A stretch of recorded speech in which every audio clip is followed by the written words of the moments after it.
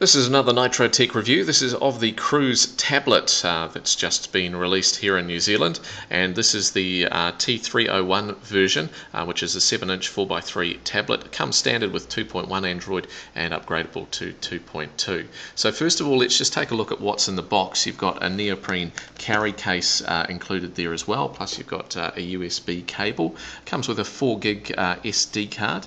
It's also got a power adapter, a New Zealand power adapter, and quite a nice touch is this ability to be able to put it on a stand so you can watch videos and bits and pieces like that. I have upgraded this tablet to Android 2.2 as it was available. It says so on the box that you can get the upgrade, and we've done that, and certainly haven't noticed huge improvements in terms of its snappiness, but you know, nice to be on a later version of the software. So just going around it, obviously you've got that 4x3 screen, and it's not too bad. It's not certainly nowhere near the greatest screen that we've ever seen. It's brighter than a lot of the resistive touch screens, which is great, and also being capacitive is nice as well. Because it's glass obviously on the front, it makes it a bit heavier than some of the cheaper tablets. You've got a power button, you've got a reset button there as well. You've also got the micro USB connector. You've got the SD card, standard SD card, not the micro as we see on a lot of these devices. As we go around the side there, you've got the volume rocker, the Cruz, just a label there. On the back, it is not going to pick up too many fingerprints because it's not a glossy sort of back, which is great. Down the bottom, you've got a couple of speakers. You've also got the headphones out and a DC in. Not quite sure what you're going to use the DC in for because it doesn't come with a DC adapter. Obviously, just charge it via the USB cable, so that'll be fine. Obviously, it's going to orientate depending on what you're using, whether you're landscape or portrait, and it does that reasonably quickly. One of the things that I wanted to talk about here was just in terms of the software. So you're not going to get the Android market on this device, which kind of nobbles it a bit. It really makes it kind of an e-reader. It's got Kindle application installed. It does have a market. It's got its own market called the Cruz market, and I noticed that YouTube application wasn't installed on this from scratch, but you can install it from the market there, which is helpful. It also has some other markets that you can download. There are a lot of third-party markets these days, so it would probably pay to put one of those on because the Cruz market itself is pretty limited in terms of its selection of applications. Even the free applications doesn't have all that many of. The Office suite is just the basic version of the Office suite, which is for viewing. If you want to be able to write Word documents, etc., you're going to have to buy the Pro version of that software, which again, you know, slightly disappointing. I guess the price of the tablet is dictating that.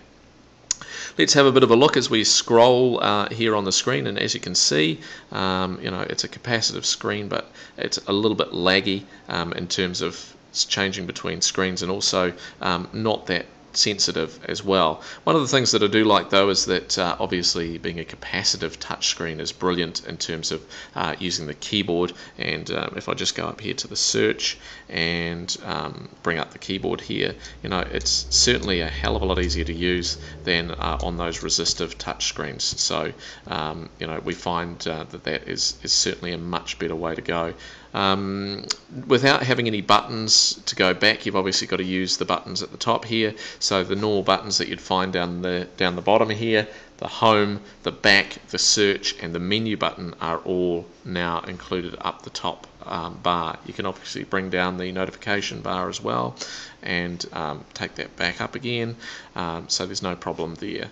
When you take a look at the app drawer in here, there's not a whole lot that's installed on the device by default, and as I say, without the Android market, a little bit difficult as well. But it does have Kindle, so as I say, if you're going to use it as an e-reader, it's going to have the ability to be able to do that, and you know, some of the other applications are installed, and as I say, I installed the YouTube client, which works fine, by the way. It seems to be able to handle viewing of these sort of things pretty well. If I just click the button there, we connected to Wi-Fi, and again, you know, it's just that little bit laggy and not fantastic when it comes to the ability to be able to do things quickly.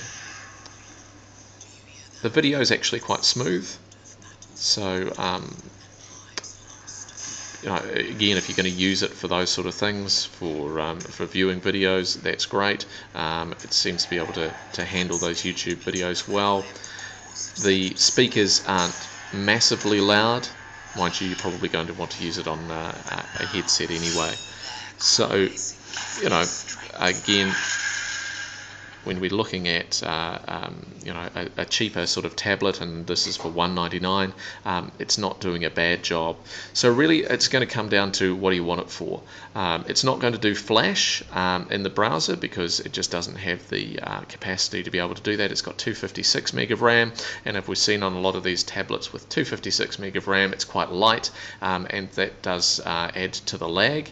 If you're going to be wanting to do some just basic browsing, you want to be able to use YouTube, and you want to be able to use it as a Kindle reader, I think this would be perfectly fine. Of course, you could buy a Kindle and get sort of similar features, but it's got a nice color screen, and it's obviously not a bad sort of device for that.